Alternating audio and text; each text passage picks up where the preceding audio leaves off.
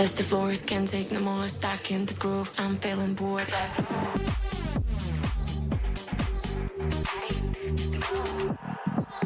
Hello, everyone. Happy New Year, Smart Hustlers. This is Brian. Welcome to year 2026. We are all feeling that fresh energy right now. Tama po ba? Well, I hope your Noche Buena from, December 25th, the Christmas Eve, and the Media Noche tables were full. All right. I know many of you completed the tradition na pinapaniwalaan natin, you bought the 12-round fruits. Ewan ko lang, is it still, there? Are people still doing it? Well, many of us Filipino do it every year, right? And we believe the round shape, symbolizes coins and money. A lot of people think so. A lot of Filipinos do. We think, or we tend to think that if I display these, say, grapes and oranges and apples, wealth is coming. I don't know if there's any truth behind it, but let's be honest. No, looking at myself in the mirror after let's say the holidays, the only thing that actually got round is my belly. Right, we ate the lechon, the ham, we ate the queso de bola, and now we are hoping the fruits will do the heavy lifting for our bank accounts. And here we have new planners, and the list of New Year's resolutions is long. But let's have some real talk. All right, how many of those resolutions will still be alive by February? You might think, Bri, you're so like nega. Kasi mula pala ng 2026, you're so negative. In the Philippines, we call it Ningas Kugon. We don't use that in a conversation. We start like a lot of Filipinos tend to start like a blazing fire, and then poof, gone in 2 weeks. Now, a lot of people, again, tend to quickly lose interest in abandoning them, things or tasks or resolutions, unfinished, like a fire that flares up brightly in a dry kogon grass that burns out, so quickly. So why does this happen every single year? You know why? It's because we are fixing the wrong thing. We're fixing the wrong thing. So here's just a core, an insight. I read something recently that completely changed how I look at 2026, and it says something like this: new goals don't deliver new results. New lifestyles do, and a lifestyle is a process, not an outcome.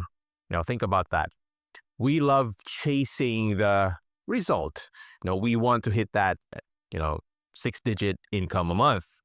I want to be, say, promoted to a manager. Just for example, I want another would be I want to lose, say, 10 pounds. But a goal is just a destination.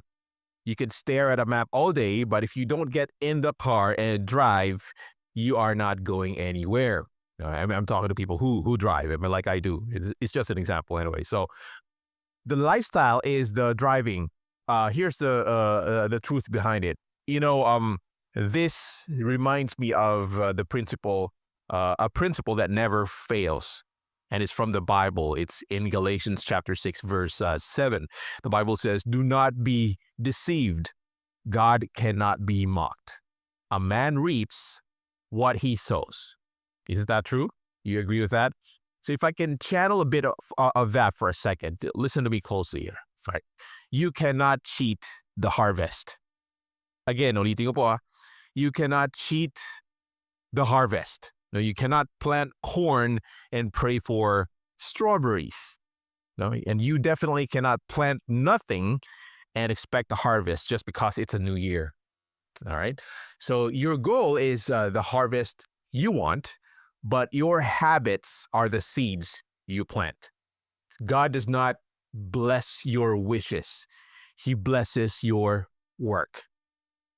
He blesses the seeds that you actually put in the ground. So if you sow inconsistency, for example, you will reap what? Maybe anxiety, a lot of different other things. So if you sow discipline, for example, even small, boring seeds of discipline, but you will reap a destiny. It doesn't happen overnight. but it may happen over time. All right. So stop asking God for suddenly when you're not willing to do the daily. A real world shift po tayo, no? For example, for VAs, for maybe fellow entrepreneurs, or even for those for the corporate warriors. All right, here is the challenge for this year: stop obsessing over the harvest. Again, stop obsessing over the harvest or the outcome. I'm not saying, don't get me wrong, I'm not saying you're not gonna set goals or anything like that. All right, but what I'm saying is start obsessing over the sowing or the habit of getting you to that, to reach that goal or whatever that is. So if you're working from home, for example, or you're working remotely, the harvest you want could be, say, a premium client. So the seed you sow would be something that looks like, I'll send 5 personalized pitches every single morning before I open Facebook to 5 different, clients, potential clients. That's one thing. Or maybe if you're an entrepreneur, say you want 1 million pesos or $1 million revenue. So the seed you sow may look like, I review my cash flow and marketing metrics for 15 minutes every single day at 5 p.m. So it has to be very specific. So you don't control the million, you don't have it yet.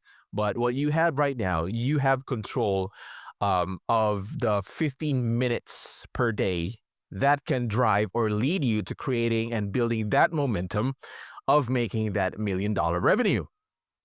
Get what I'm saying? All right. Or if you're maybe a corporate employee. All right. Maybe you want a promotion. That's totally fine. All right. That's a goal. That's a target. So the seed you sow could look something like, I'll spend 30 minutes on my lunch breaks learning a new skill instead of scrolling TikTok. See the difference?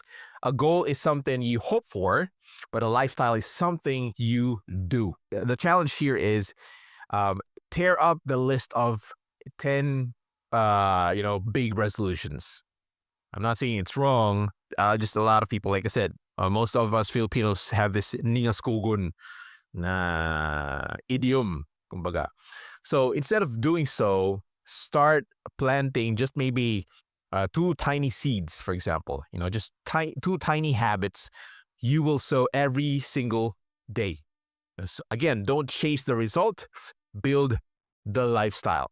Respect the harvest by doing the work. And let's make 2026 the year we stop procrastinating and start compounding. Once again, this is Brian. Let's make this year count. Keep hustling smart. Once again, Happy New Year and God bless you.